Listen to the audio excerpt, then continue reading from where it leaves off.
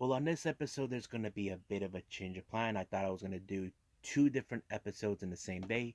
However, I decided, you know what? I'm going to do a episode with four reviews from four different shows.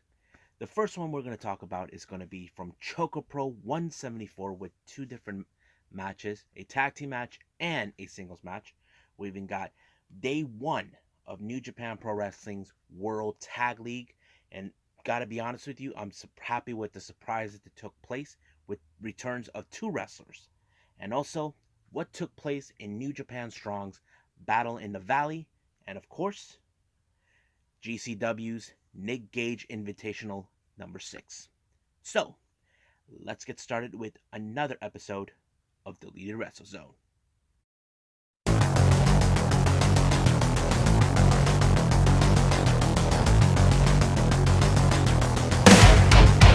Are you ready? Get up, get up! Get up, get up! Get up, get up! Get up, get up! Get up, get up!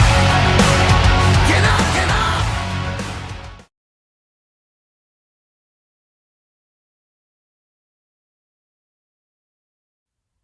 Welcome everybody to Deleted Wrestle Zone. All things that it's pro wrestling with AEW, NXT, New Japan Pro Wrestling, Impact Wrestling, the National Wrestling Alliance, various promotions, wrestlers, matches, and championships. I am your host, Jay, right here. So, let's begin with Choco Pro 174. The opening match is a tag team. We got veteran Cherry teaming up with Antonio Honda, taking on Too Much Energy Shiko Shikawa, and of course CDK Masahiro Takanashi. Now, this was also another rare moment for me to see Masa teaming with Chi. Now, they have faced off before in tag team competition, but however, in this type of match, it showed a bit of more of the aggressive side of Chi. As you know, Chi is always determined to win a match at any means necessary. Now, no matter if the person tries to punish her by any means necessary. However, that same kind of scenario plays out. If you guys know this or not, Cherry does have a background in judo techniques. Basically, she can put you in a bed of submissions. I've seen her many times over on Choco Pro, but she's mostly appeared in Ice Ribbon, many other promotions that they were willing to book her. She's a freelancer from Japan, and that's pretty much it. But of course, you got to be careful with Antonio Honda. You don't want to be around that guy because he will do anything to win by playing sneaky ways. But however, it was Cherry that was able to pick up the victory when she rolled up Chi and give her and her partner Honda the W on this one. So it was kind of like a bit disappointing loss for Chi, but she is determined to win her matches. Our second match, we got, of course, one half of the Best Bros, Bali and Aki, taking on Daisuke Kanehira. Now, I don't know who this guy is. He seems like he's important. He seems like he is a wrestler from the independents in Japan.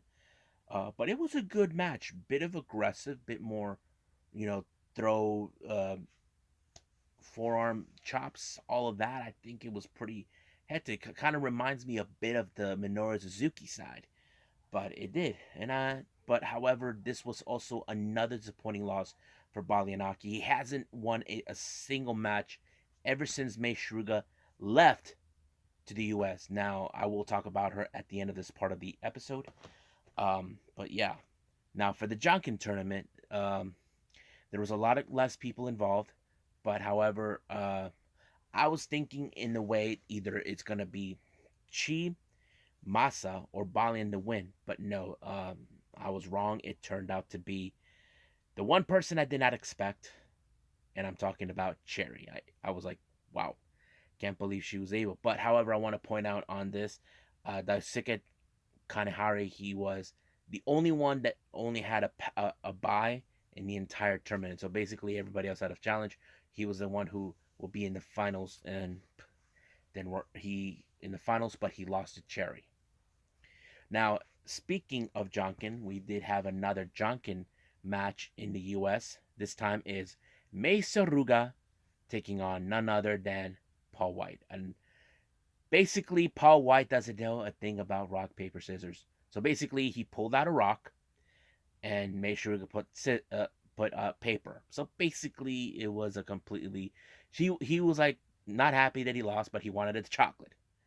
Now, before I end it, there's something I want to hear. Turns out that Lulu Pencil is on her way back to Japan. I've been watching Twitter recently. Daniel Garcia seems a little sad that she's leaving. I know he wants to have that match against Lulu for ChocoPro USA. Uh, I don't know exactly if she will be back. I don't know if Mei Suruga is with her, as you know, because I don't know exactly. I know that May had a good experience being in the U.S., even helping out with Emi Sakura, but I'm sure they're gonna tell about it, when they get back to Choco Pro. And I'm kind of very curious what they have learned, what they experienced. But I'm sure when they get back in the ring, back in the Choco Pro Chocolate Square, it's gonna be a day we'll never, ever forget. But right now, since we're continuing more with pro wrestling and the weekend's getting cut short, so let's move on with New Japan Pro Wrestling.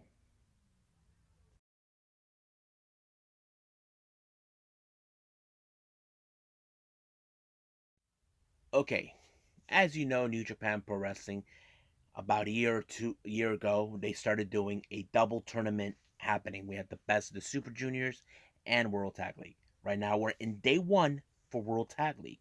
Now, the matches were pretty good. I have to say, pretty interesting. But once again, it's the point based system on this one, so stick with me.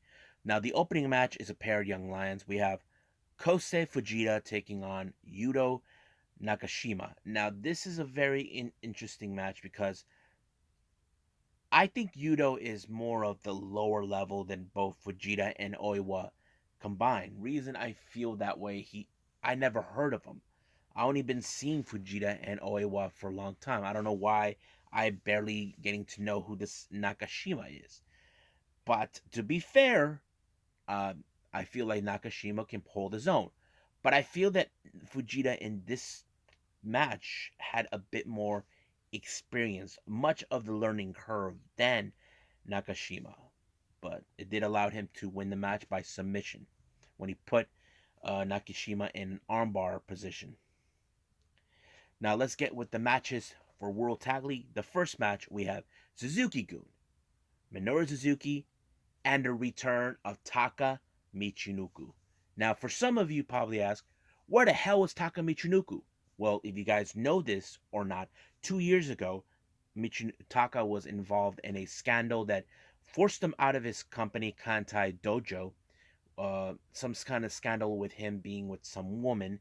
He was forced out of his own company, and the company itself had to be renamed, which is now known as Advanced Active Pro Wrestling. So basically, that's what we've been watching. Now, if you guys know this or not, Taka has a new promotion called Just Step Out. It's a co-ed type of promotion. He has not only women, he has girls too. And if you guys, here's a fun fact: Micah from DDM and Stardom was one of the girls that was in Just Tap Out, and basically he helped her to get signed with Stardom.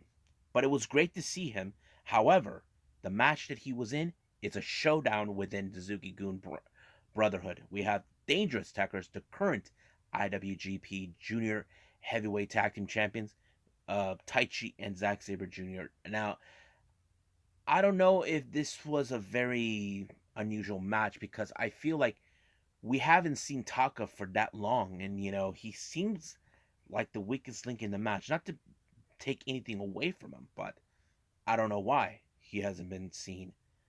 But looks like Dangerous Tekkers put him in a beating, but the match ended with him not getting up with the 10 count, allowing for Dangerous Tekkers to win. Our next match, we have Tiger Mask and Yuji Nagata teaming up. Now, this was something I'm a bit confused. Now, some of you have to, if anybody knows, I need to find information about this. As you know this, Tiger Mask, he's one half of the IWGP Junior Heavyweight Tag Team titles. Is he borderline between Junior Heavyweight and Heavyweight? I know Shingo has been in that position before, but I don't know. If you guys know anything, just leave a comment. I really need to know about that. Their opponents was Satoshi Kojima and Hiroyoshi Tenzan. I have to say this was more of a brute force type match. If you guys know Kojima and Tenzan, they are the most powerful wrestlers and the veterans of the most. But it was Kojima that put Tiger Mask out and pinned him with the 1-2-3. Next up, we got Great Bash heel Tomoaki Hamna, or as Kevin Kelly say, "Hey, look, it's Hamna," and Togi Makame taking on none other one of the most high intensity, more experienced, and over the top tag teams, the God, the Gorillas of Destiny, Tongaloa and Tamatanga. Now, these guys, in my opinion, are one of the few wrestlers that I do believe that could win the entire tournament. They are one of those guys, one team that I can think of. But the gun stun, oh my God, Tama is now on fire when he pulled it off, when he took out Hamna with the gun stun 1-2-3, and that is it, Jack.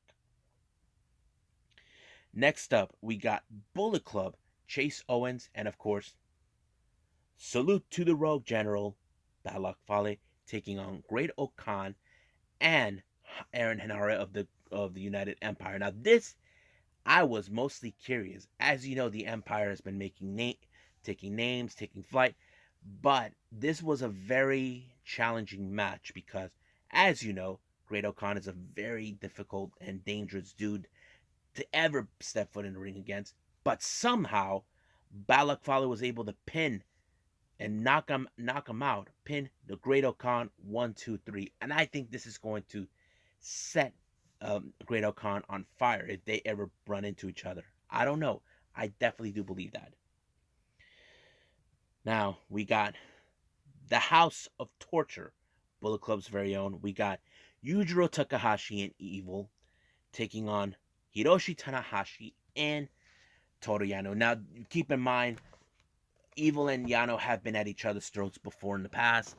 It kind of fits into it, but you know for a fact wherever Evil is, his insurance policy, the spoiler, is there. I'm talking about Dick Togo.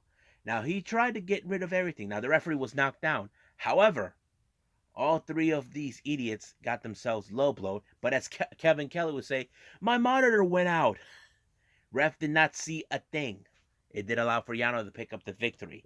And I guarantee this isn't over between both of these teams, or should I say, mostly coming from Evil. Now, our next match, we have Chaos, Yoshihashi, and Hiroki Goto taking on LIJ's Sanada and the return of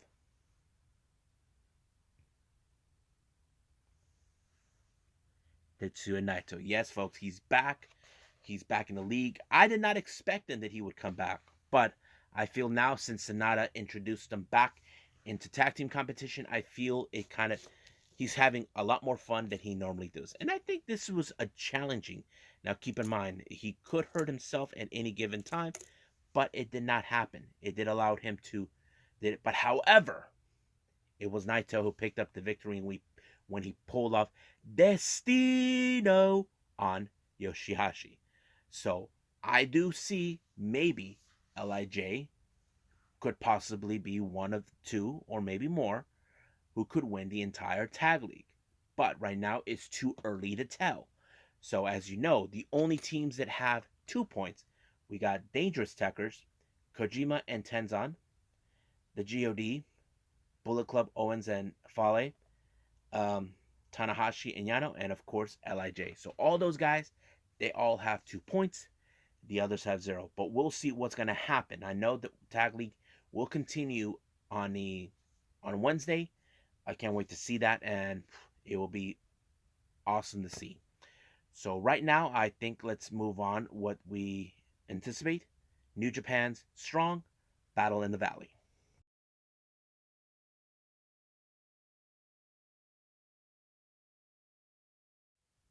Okay, so let's go with the latest New Japan Battle in the Valley, which was awesome. Great matches took place, great storylines, I have to believe it, and some surprises.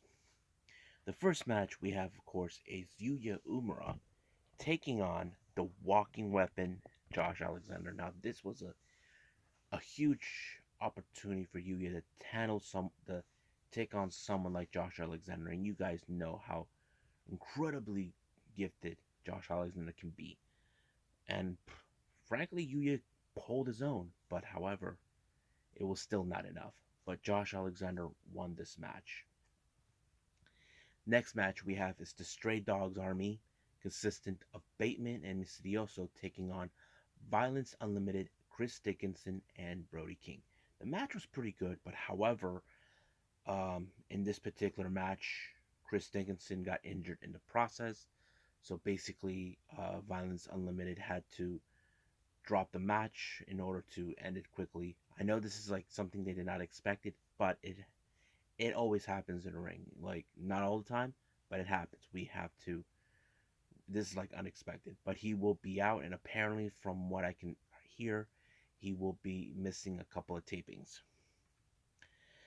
Next up, we have Team Filthy, the consistent of Royce Isaacs and Jarrell Nelson, the West Coast Wrecking Crew, Danny Limelight, J.R. Kratos, and Tom Lawler taking on Alex Zane, Alex Coughlin, Rocky Romero, David Finlay, and of course, Mr. No Days Off, Fred Rouser. As you know, Fred Rouser was humiliated by Team Filthy due to the fact that they did not like the fact that he pinned Tom Lawler, making himself a viable competitor for the strong openweight championship, which is something we definitely know is going to happen.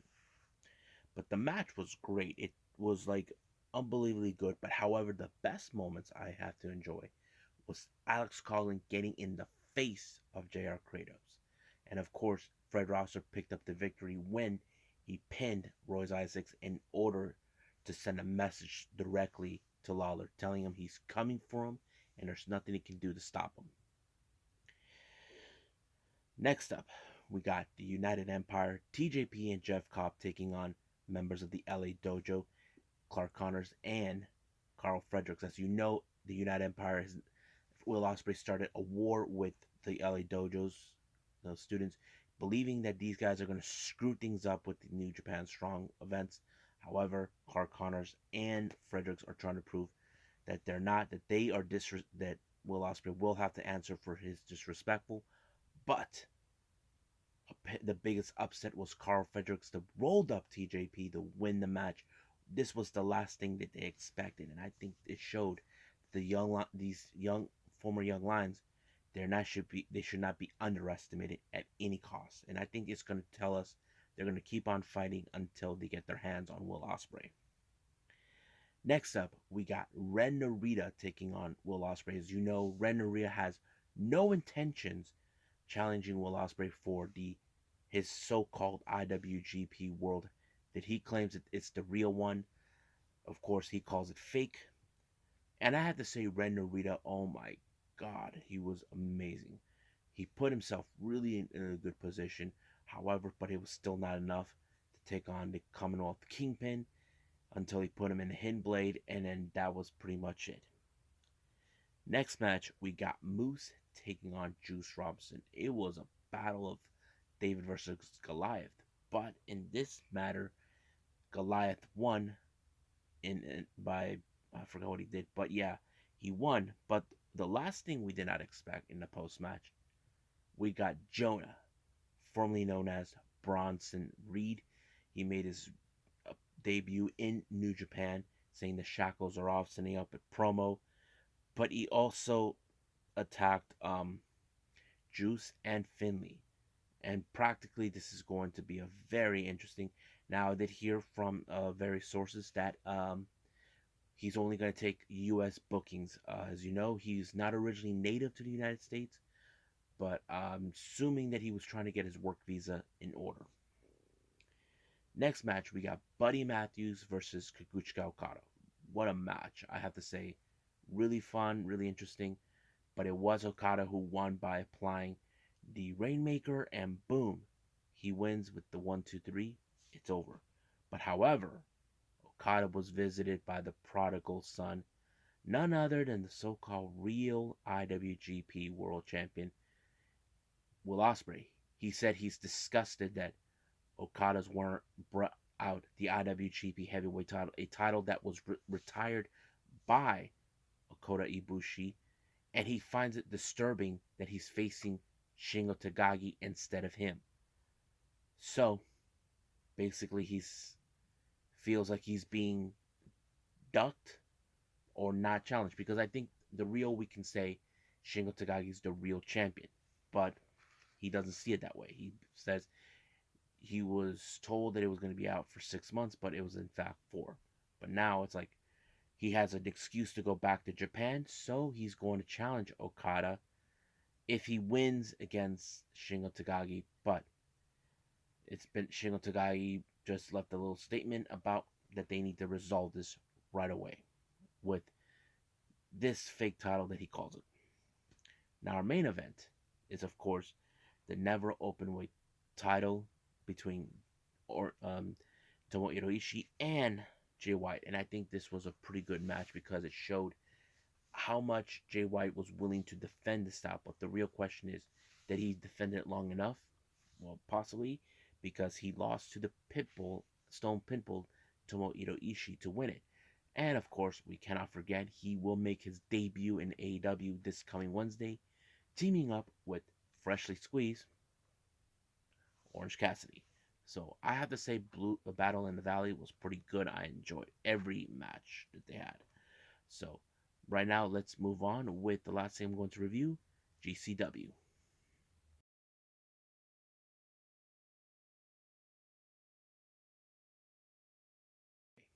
This latest GCW event is called the Nick Gage Invitational 6. Basically, these are all death matches. The first 3 matches are death matches, where we have Actwres Coker taking on Japanese female death match wrestler Rina Yamashita. I have to say it was a pretty good darn match, because I don't know if I know Actwres Coker, how he plays this real piece of garbage. I don't know how he would deal with someone like Rina, because she is not the type of person you can tell, female, she's just gonna back down or cry like a little girl. She's not like that. But it was a pretty good darn match, and it did allow for Koger to pick up the victory in no matter what. Next match ended up being a 3-way. We have Kit Osborne, Charlie Evans, and Schlank. I have to say it was insane. Charlie Evans, I did see her the previous time when she was facing Rina Yamashita, but it was Charlie that picked up the victory, and I'm like, wow, I think I enjoyed this one. Next up, we got the Death Samurai Akira taking on Alex Colon. It was a crazy match in this one, but however, um, this match was won by referee's decision, where Alex Colon put Akira in some sort of a submission move that allowed him to win. I'm like, wow. So that ended up. Now, this next match is also part of the first rounds of the Nick Gage Invitation. It's for also the GCW Ultraviolet title. Now, those who don't know, I never heard. If you guys never heard of this title, this is another title that they had. Originally, Alex Colon had this title, but he lost it to Drew Parker, and Drew Parker lost it to Masashi Takada. He brought it back when he challenged 440 Eric Ryan. You know for a fact this is that 440 was going to show up, but I was surprised that they didn't. I don't know why, but it was Masa Takada that retained the title.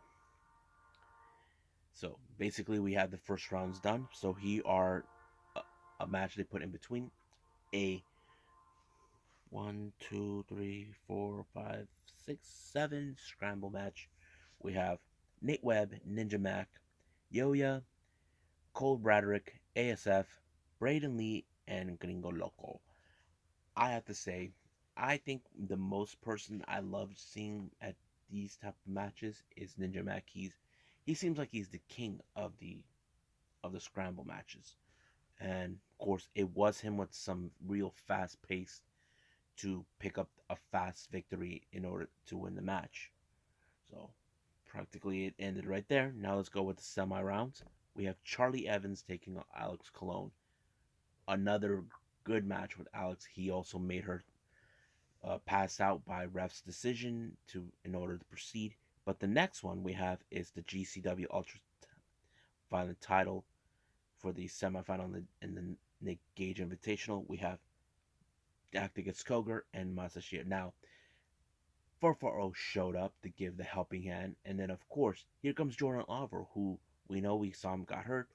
He just got back, and it turns out he was just playing possum with 440, but it was Takashita that actually put him through a bunch of live tolls and allowing him to win the match. And I think this is the last thing that Koger expected, but he will have his revenge against Jordan Oliver. Excuse me. And our main event is back again with the final round for the Nick Gage Invitational, but also the GCW Ultraviolent. We have Alex Colon and Masashi Takada. I have to say it was another good match because Alex Colon is determined to bring that title back to the US, back to GCW, and that's exactly what he did. He put him in a submission, and of course, ref's decision, it was over. Basically, you know, he regained the Ultraviolent title, not until he was attacked by none other. Well, before that, he was in fact giving a promo, and now apparently he has a sight set on the GCW World Champion. We're talking about Jon Moxley. I don't know when that will happen, but as soon as he finished doing his little promo, he was attacked by none other than the Duke, John Wayne Murdoch. So basically, this is a sign of jealousy. I don't know, but it's getting juicier and juicier by the minute. Now, before I go, let's move on with some news updates.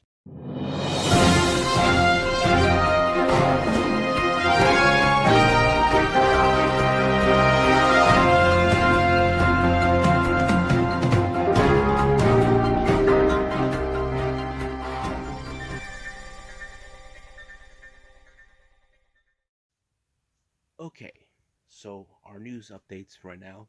If you guys are big fans of Joshi Wrestling, then you may have heard the most saddest news, or what the F news, or however you want to call it. It was announced that Joshi Promotion Actwres Girls, it will be shutting down operations by the end of this year of 2021. Now, some of you may probably ask how this happens. There was still no indication to this day why is it being shut down. Now, some of you can speculate maybe the pandemic had something to do with it. Maybe were they financially having problems? Who knows what the real question is? Um, the truth to be told, it's still unknown. They won't say until it becomes more clear. Recently, they just opened up an English Twitter account where those who are fans here in the States follow them. They would probably follow that page too. But there's still no indication why they made this decision to just shut down. Um, but what does this mean for the wrestlers who wrestle with them? I don't know. I do know that Stardom are opening the doors for anybody that would love to come. I'm assuming that some. The most recent girls who came from Actwres Girls was, of course, Mei Suruga and Waka Tsukiyama, who we both know now. They're part of Cosmic Angels. So I wouldn't be surprised if they. But there are other promotions they can go, like Ice Ribbon, World Wrestling Diana, um, Tokyo Yoshi Pro, Marvelous, and Pure J, and it all depends on where they would go. So it's still unclear. Um, but hopefully some of this will come out to the light to explain why. And if you guys know this or not, Tam Nakano actually was trained there in Actwres Girls, so it's pretty cool to know about that. But I did watch many of their events. They were pretty good. I enjoyed it. I seen some of them, And I did look back into it. I didn't even recognize Mei Suruga was in it, but thank God I saw it again. Now, the last thing I'm going to update, if you guys been aware of this or not, we had a pair of first year anniversaries that took place on Stardom. As you know, yesterday, November 13th, marked the 13th year anniversary, the first year anniversary of the formation of the Cosmic Angels, consistent of Unagi Sayaka, Mina Shirakawa, and leader Tam Nakano. So if you guys remember, these guys were the newest faction that came into the block, but they were part of a sub faction with Stars, and I think it was a pretty good team. I enjoyed everything the Cosmic Angels doing, especially right now with Tam putting her the white belt on the line against her own teammate Mina Shirakawa, or as like to call her now as Gollum from Lord of the Rings. But Cosmic Angels wasn't the only one celebrating their first year anniversary. It also was Lady C, who celebrated her first year since her pro wrestling debut, and her match is once with Waka Tsukiyama, part of Tag League in her final rounds. She lost in the match against Cosmic Angels, Mina and Tam, despite that they're going to be in a match against each other. But Tam took time to talk to her and tell her happy anniversary, and practically she was very happy that she remembers. So we'll see what goes on with both of these individuals, and I hope that Lady C joins the Cosmic Angels. I feel they could have her be part of that team because that's what I would love to see. They need to expand a little more with more people, and trust me, I think that's something many of you would want to see. Well, I hope you guys enjoyed the episode. So coming up, we got day 2 of the Best of the Super Juniors by New Japan Pro Wrestling, and of course AEW Dark Elevation. And I will be reviewing Bloodstorm Pro, which is an event that took place back in late August, which is for their show called Welcome to Hell. But if I do have time for another one, I will let you guys know when that happens. So, but for now, I'll see you guys in the next DWZ time. Same DWZ channel. I must bid all of you adieu. So, goodbye. And have a nice day. Bang.